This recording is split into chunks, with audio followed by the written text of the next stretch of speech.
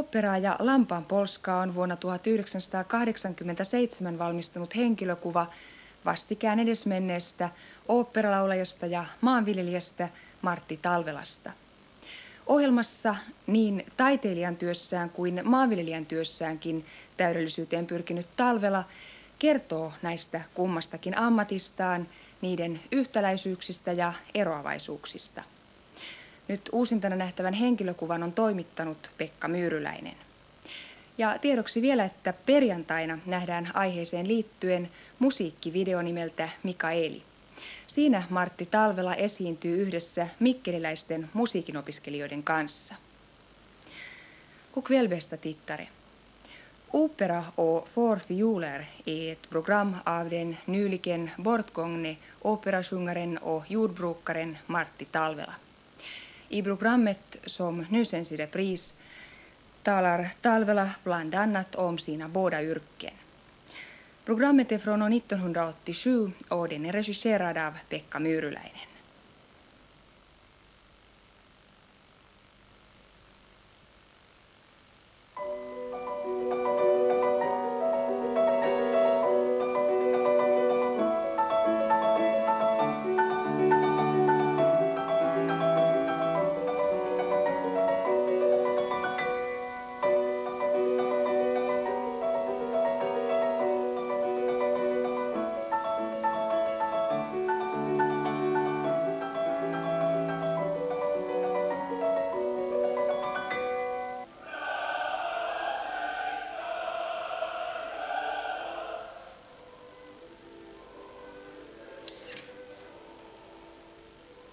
Oopperalaulaja Martti Talvela on ollut maailman huipulla yli 20 vuoden ajan.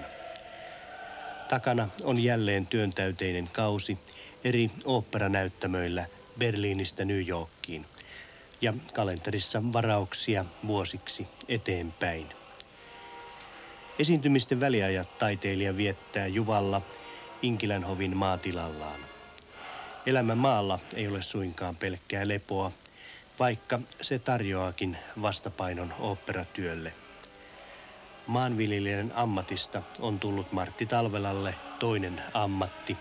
Ammatti, jonka hän on oppinut jo lapsena kotonaan. Mutta myös oopperatyö vie jatkuvasti oman aikansa.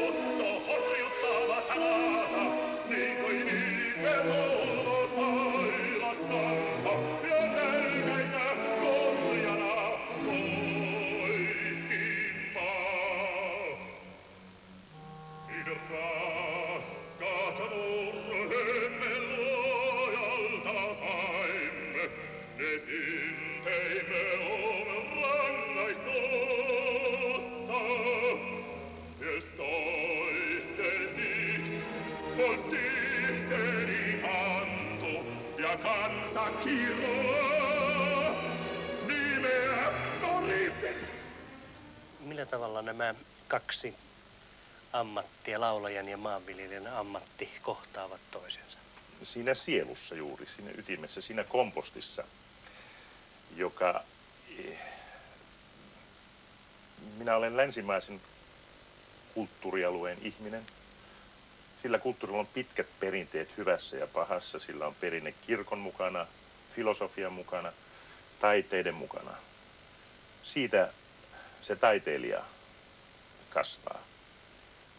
Ja se pitää se perinne kohdata aivan yhtä rehellisesti kuin kohtaa sen maan, jossa kasvattaa siis viljaa tai ruokaa.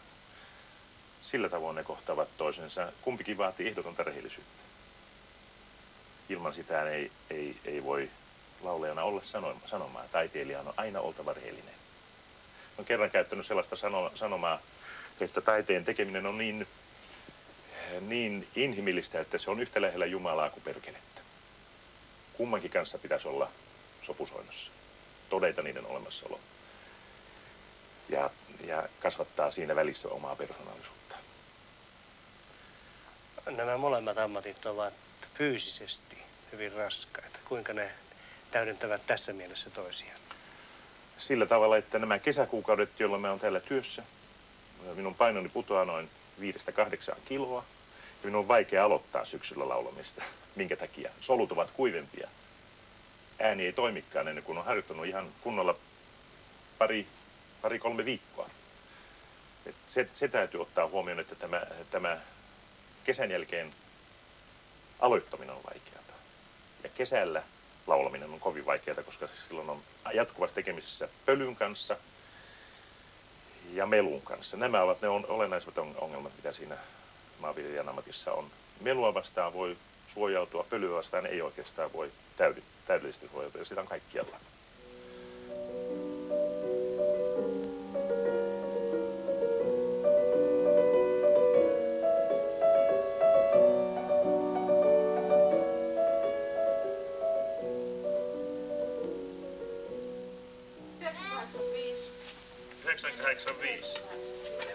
Sinne Manu on haudaja 6 viikkoa vanha. Ja nyt otetaan.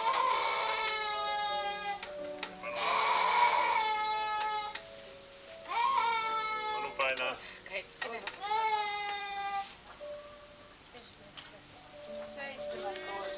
Selvä.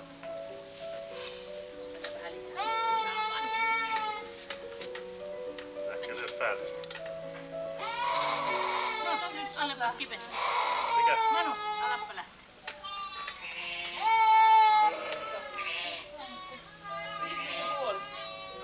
No ihan hyvä.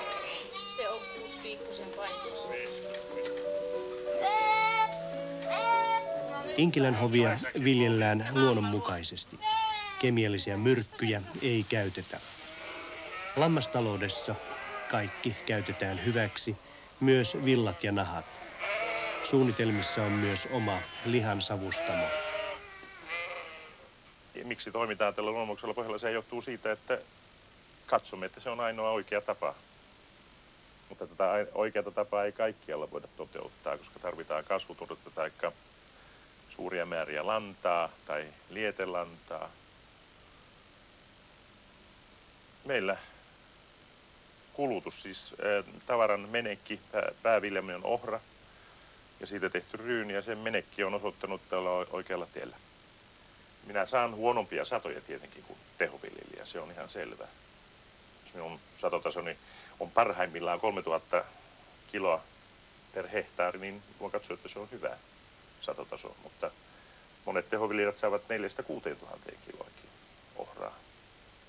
Jos markkinoita tutkitaan, niin omalla osuudellaan tämä luonnonmukainen viljely myöskin parantaisi tätä ylituotantotilannetta.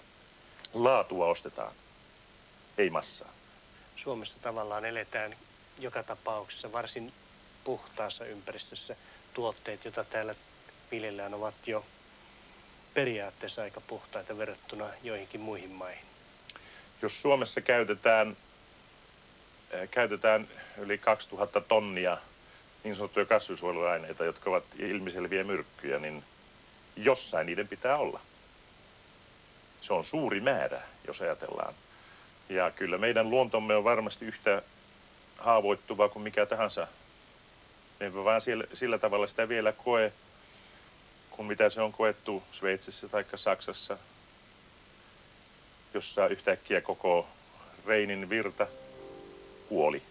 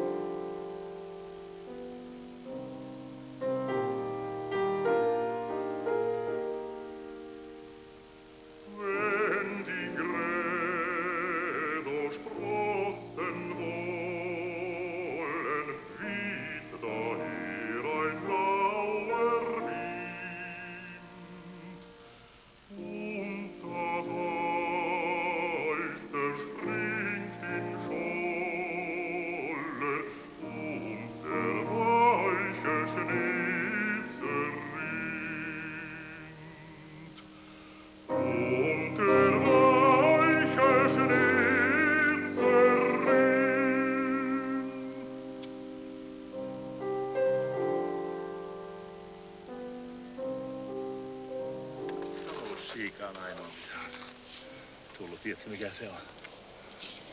Mikä se nyt voisi olla? Se on särki. Niin joo. Särkeä muuten ei arvosteta, vaikka siitä saa todella hyviäkin ruokia. Kyllä, se on ihan tarpeetonta. Se kaikissa tuolla maailmalla likkoissa kalakaupoissa, jossa useasti käy, niin särki on aina pöydällä. Ja sorvaa Joo. on pöydällä kalatiskeille. Mutta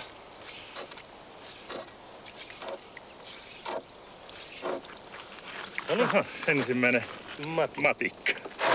Sehän on ihan... Se on ihan hyvä kokoinen.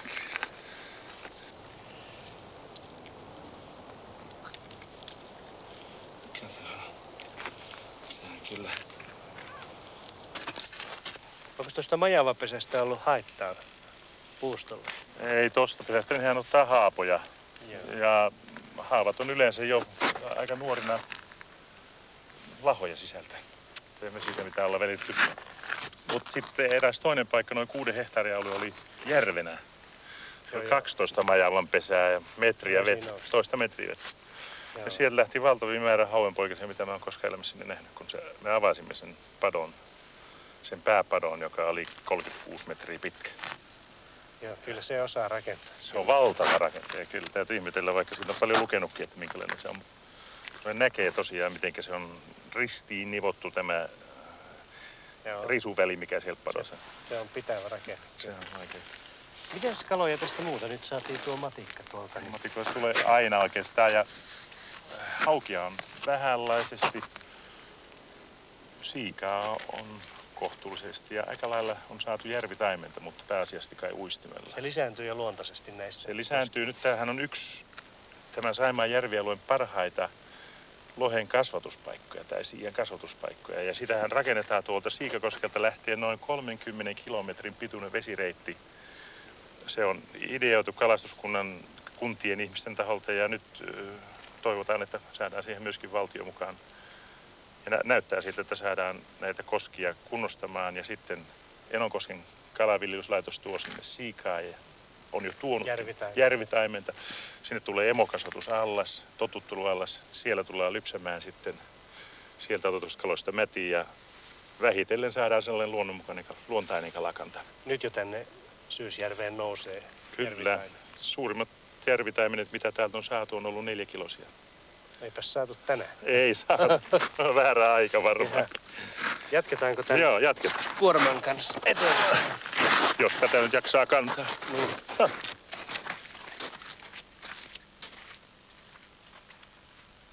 Minä olen syönyt juuri New Yorkissa bekonia, jolla ei ole mitään tekemistä sian kanssa. Olen syönyt munaa, jolla ei ole mitään tekemistä kanan kanssa. Syönyt juustoa, jolla ei ole mitään tekemistä lehmän kanssa. Siis mehän voidaan tässä leikkiä, pitkälle menevä ajatusleikkiä unohtaa luonnonmukainen viljely, koska kehitys olisi massiivisesti aivan jossain muualla. Se kehitys on siellä, missä tehdään synteettistä ruokaa. Se on pilleri. Sen takia teurastamo, sen takia savustamo haave, että saataisiin taas se makuaika. Ettei olisi mikään pillerin maku, eikä mikään synteettisääne, vaan olisi hienon tuotteen maku. Ei mitään lenkkimakkaraa vastaan, mutta jotain muutakin voi olla. Suostuvatko ihmiset sitten syömään tätä synteettistä mössöä? Me ollaan kehityksen alussa vasta. Jos tämmöinen ruoka on keksitty jo, niin eihän ole kysymys mistään muusta enää kuin sen laajentamisesta. Siis on 2 ääripäätä. Toisessa ääripäässä on Risto ja Kusti, 2 possua, jotka asuu tuolla pienessä mökinrähessä tuolla, saavat salaattia, ruisvelliä ja perunaa ja maistuu hirveän hyvältä possulta. Ja toisessa ääripäässä on kemiallisesti tuotu pekoni, siis, jota käytetään aamiaisella. Tässä on mittaamattomat maisemat. Siis. Kumpaan me lähdetään? Jos me lähdetään tuottamaan kunnollisia ravinteita, niin me tuotetaan juuri luonnonmukaisesti viljelemällä niitä. Muitakin mahdollisuuksia on.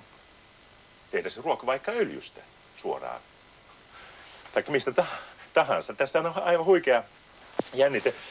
Eikä mitenkään voida siis ajatella, että minä liittyisin tähän, jossa hummeriliha on kyllä pinnaltaan punaista ja maistuukin hummerille. Mutta se on pelkkää kemiaa. Ja toisessa päässä on se, missä tiedät tekeväsi työtä luonnon kanssa ja senkin ehdoilla, ja rikastuttava sitä maapohjaa niin, ettei se eräänä päivänä lennä pois, niin kuin miljoonien hehtaarin kohdalla on jo käynyt. Suurilla peruna-alueilla, missä tahansa maailmassa, missä kemia on järjettömästi käytetty, pieneliötoiminta kuolee, lakkaa siinä. Jos joku sanoo, että tämä viljelytapa, missä on menty äärimmäisyyteen, toisessa päässä on kompostointi ja maan hoitaminen toisessa päässä on viljelytapa, johon käytetään kaikki myrkyt ja kemiallinen lannoite. Ja tämä tapa on ehkä 5-60 vuotta vanha korkeintaan, tämä uudenaikainen tapa, tehoviljelytapa. Kun taas kompostoinnilla on ikää jo tuhansia vuosia ennen Kristuksen syntymää Kiinassa, Japanissa, näissä vanhoissa kulttuureissa aina käytetty. Niin kumpaan sitten pitäisi uskoa? Siihen näennäiseen edistykseen vai siihen, millä on vuosituhansinen perinne ja joka on hyväksi todettu? Minä uskon siihen perinteeseen.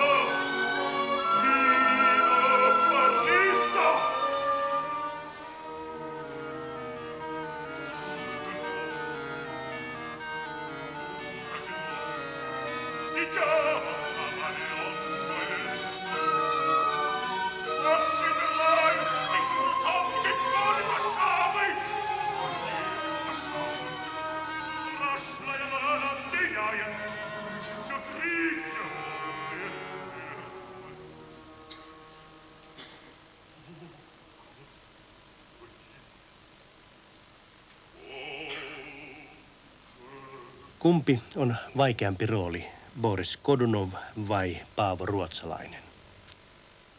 Ne ovat molemmat yhtä vaikeita ja ne ovat molemmat oikeastaan tulkinnallisestikin aika lähellä toisiaan. Ja molemmissa on tätä tällaista repivyyttä, joka vaatii ehdottomasti kaiken antamisen. Niitä ei voi tehdä. Ei minulla kyllä oikeastaan koskaan ole tullut vielä mieleen, että minun pitäisi tehdä jotain puolittain. Koska se täysilläkään tekeminen ei tahdo riittää, ainakaan itselle.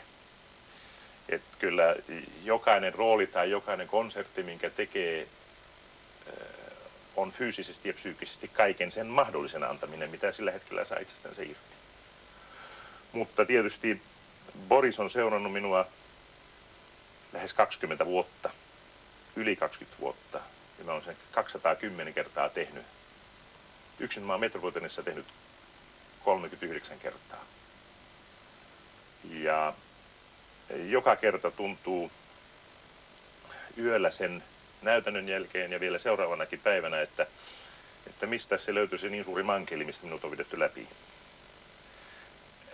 Paavohna on oikeastaan vielä pitempi rooli kuin Boris. Boriksella on kohtauksia, jotka ovat suhteellisen lyhyitä, mutta Boris kulkee koko sen teoksen läpi. Siitä huolimatta. Se Boriksen jännite täytyy olla siellä. Nyt Paavohan on koko ajan näyttämöllä. Et siinä suhteessa Paavo on vielä raskaampi rooli kuin Boris.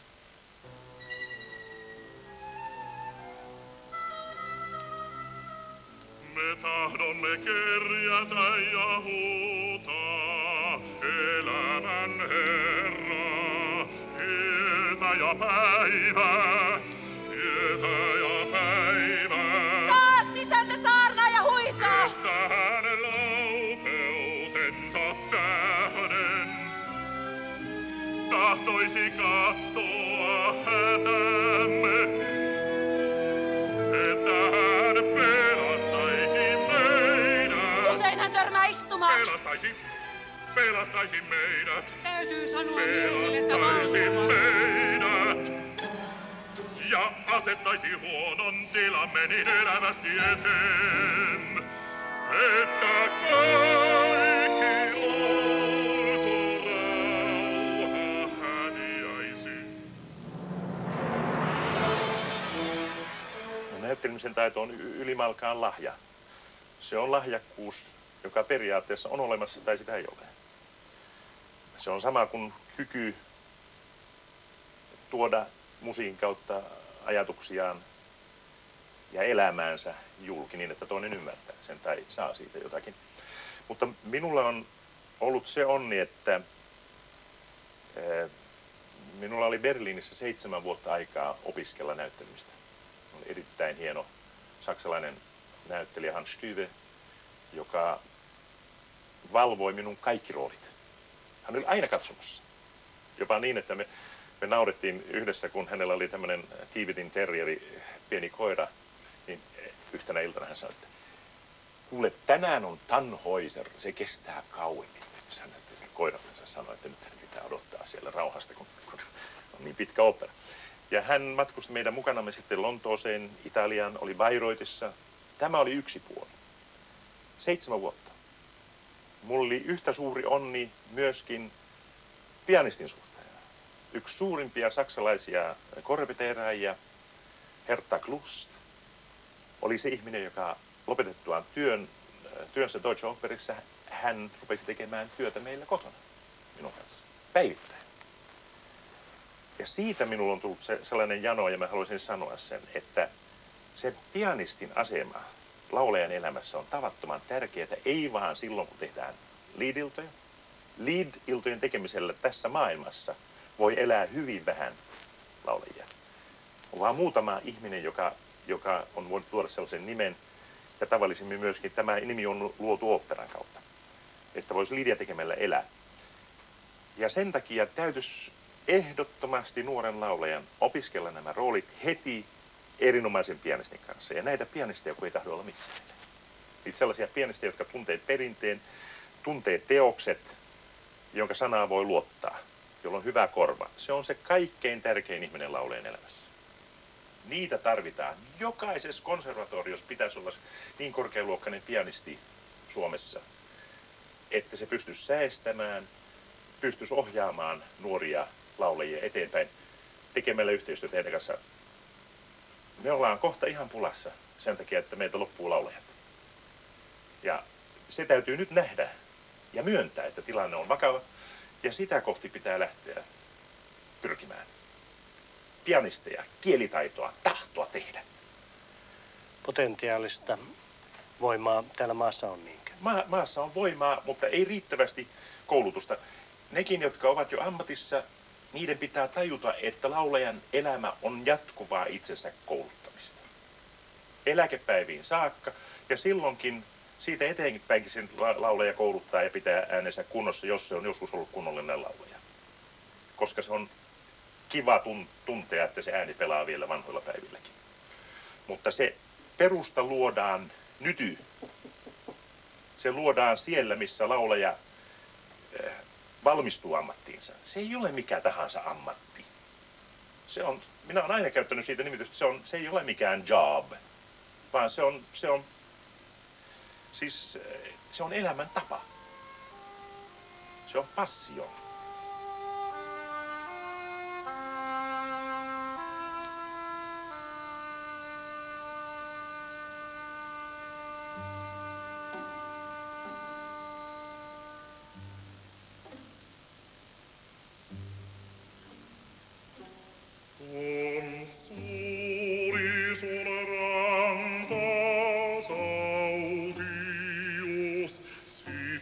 sentään ikäväin. Miten villisorsan valitus soikais likossa öin.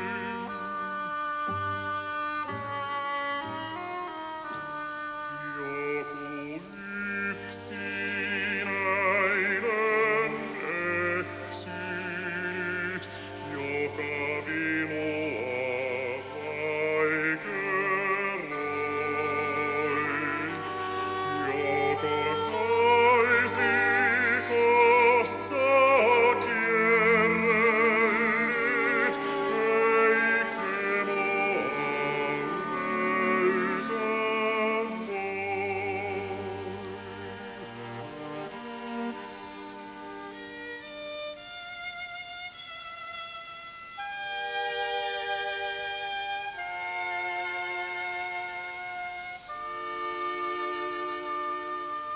Sun harmaajota altaas olen katsonut kyynelein. En soronsa itkenyt rannallas minun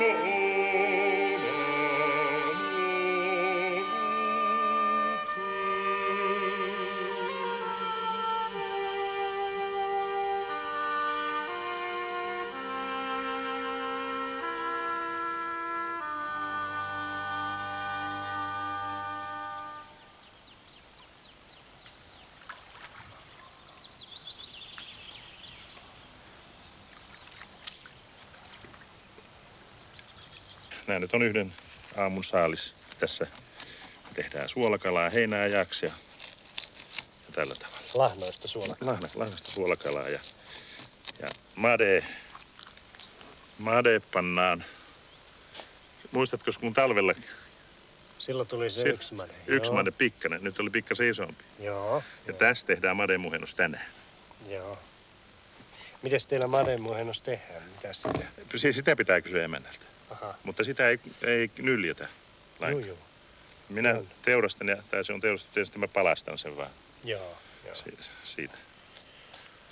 Mitäs muita kevättöitä täällä nyt tuolla? No meillä laitetaan rehuviljan alle lietettä, joka sitten heti vedetään siihen maahan tuolla joustopikekeille. Sitten alkaa niiden peltojen, jossa viljellään ohraa, niiden kiveäminen on meneillään. Meille hankittiin kiveämiskone. Sen jälkeen, kun oli kerätty itse 350 kuormaa kiviä pellolta käsin. Nyt on kiveämiskone, jolla jälki on erinomainen. Pelto on aivan tasainen ja siinä on siinä on hyvä kylvää. Kivet on pois, lähes kaikki. Se työ on nyt tehty. Se työ on tehty osilla peltoja, sanotaan Joo. 4/4. Onks nuo nyt? Nämä on kaikki kivetty ja huomaat, että Savon pelto voi olla noinkin kivettömän näköinen. Siinä on ravinteita jo ja se voidaan kylvää heti kun ilmat lämpenee. On ollut semmoinen 4-5 päivän lämpöperiodi. Pitää kohta mennä. Että paljalla pepulla voi istua siinä, niin sitten se on hyvä kylvää ohra. Joo. Tää täytyy Saatu hoitaa tästä. pois tässä, ettei Joo. mennä pääse jatkamaan.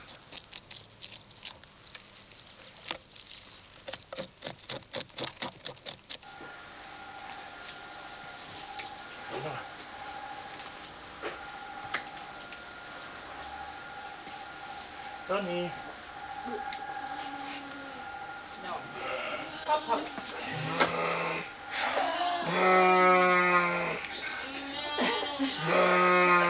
Saatteko te pysyä? Yritettä. Edelleen sama. Edelleen sama vielä, joo.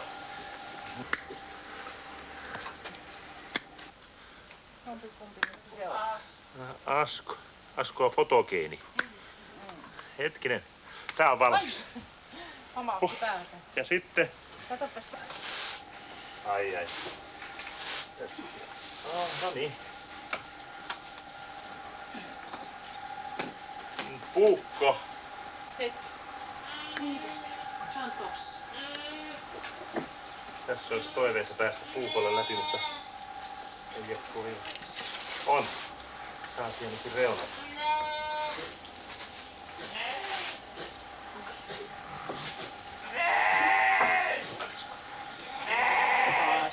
Joo, tää on oikein hyvä. Tää on hyvä. Asko väli. Hyvä.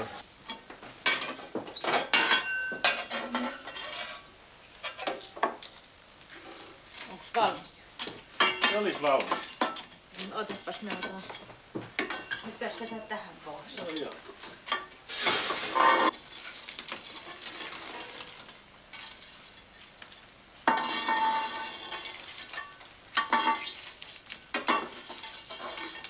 Tuppos Marttila punitsemaan tuolla. Se on ehkä liian painava. Mä tässä pienempi nyt. Niin vaan kato nyt paljon tuolta.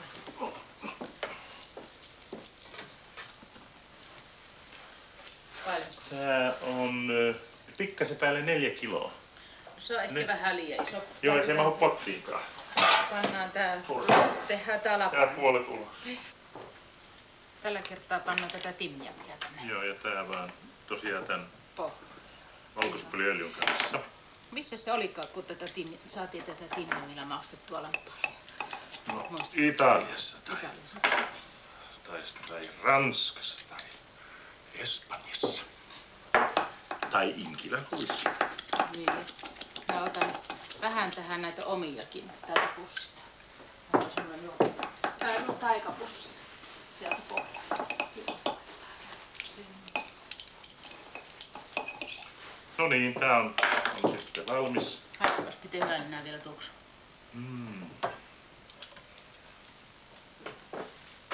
Painellaan ne siihen oikein hyvästi ihan sisään. Siinä. Tämä on nyt valmis ja voit panna se uudelleen.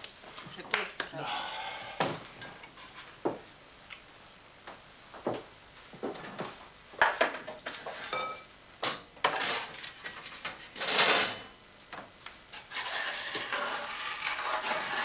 Entäpä se puuro? Pistä puuro vielä.